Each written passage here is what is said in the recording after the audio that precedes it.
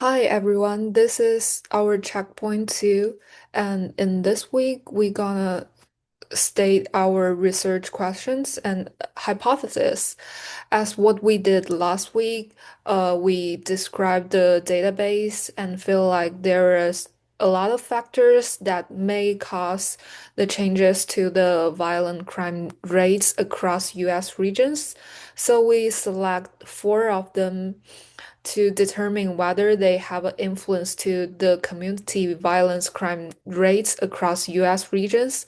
That is education level, median income, employment rate, and level of urbanization.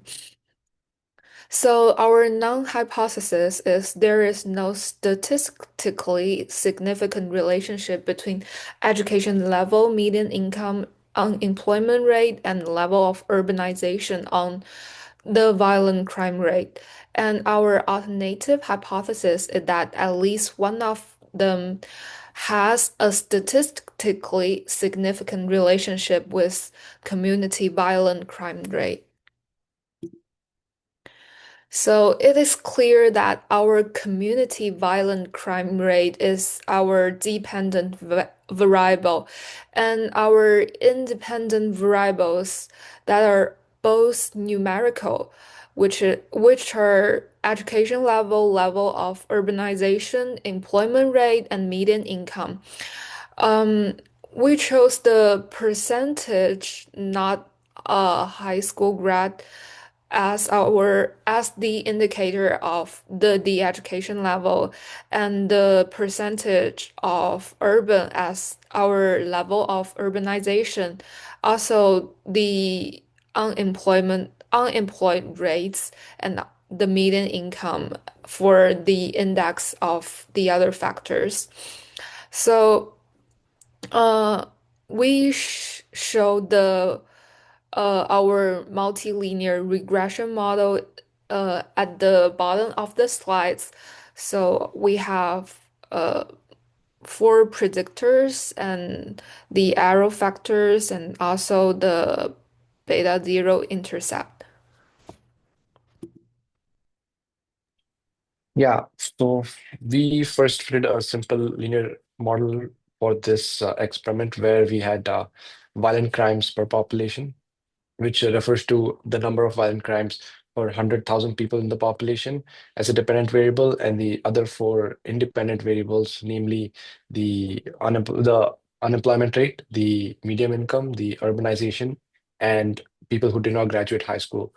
After we ran the summary of the model, we could see that there were various other statistics that we generated. From the image on the right, we can see that there's the intercept, which was around -40. There was the slope that corresponded to the people who didn't graduate high school around 11. Then the unemployment as 61, the median income as -0.007, and the urbanization rate as 3.43. Apart from this, we generated other statistics like R squared, which was roughly 0.31, adjusted R squared, which was around 0.31 as well, which accounts for the various variables that we used. The F statistic, which is basically the test statistic, and the error, which was 503.9. Now, to interpret all of these outputs or statistics that we got, there was the next slide, which basically interprets these coefficients within this context. For the intercept, we can say that when all predictors are zero, the violent crime that we predicted is about -40, but this is unrealistic. And since these predictors cannot be zero, it doesn't really mean anything. Then the percentage of people who did not graduate high school within a particular community, if it increases by 1 unit, then that basically means the number of violent crimes per 100,000 residents increases by about 11.88. Then for the percentage unemployed, that means if the uh, proportion of, or basically the percentage of unemployed people increase by 1%, then the violent crimes increase by almost 61.5 per 100,000 residents. Moving on with the median income, we figured that with each dollar increase in the median income, we had a decrease of violent crimes per 100,000 residents by almost 0.0075. Finally, for as the urbanization increased, we saw an increase in violent crimes for about 3.4 per 100,000 residents.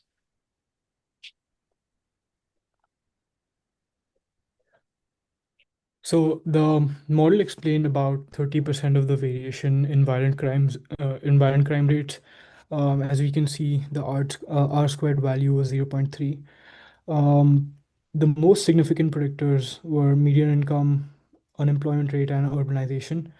Specifically, as income increases, violent crime decreases. However, higher employment and greater urbanization are linked to higher violent crimes. I also checked for multicollinearity using the VIF values, and since all were well below 5, the predictors are not strongly correlated, meaning the model is reliable. Next slide. Here we can see the regression lines showing how education, income, and unemployment rate relate to violent crimes. In the first graph, the median income has a clearly negative relationship with violent crime. As income increases, violent crime decreases. This means wealthier communities tend to experience less violence. In the second graph, education level, it is the percentage of people who have bachelor's degrees or more. Also shows a slightly downward trend, suggesting that higher education levels are associated with lower crime, though the relationship is weaker than income. Finally, the unemployment rate has a strong positive relationship with crime. As unemployment rises, violent crimes increase sharply. Together, these patterns reinforce the regression findings that economic stability and education play major roles in reducing crime across US regions. The overall model is significant um, with a p-value way below 0.001, meaning we reject the null hypothesis and can say that these predictors have significant impact on the violent crime rates. Uh, this shows that socioeconomic conditions and demographics play a major role in shaping uh, community crime levels across US regions. However, we should interpret these effects cautiously due to possible multicollinearity, especially among other predictors um as for example, race and economic variables. Thank you.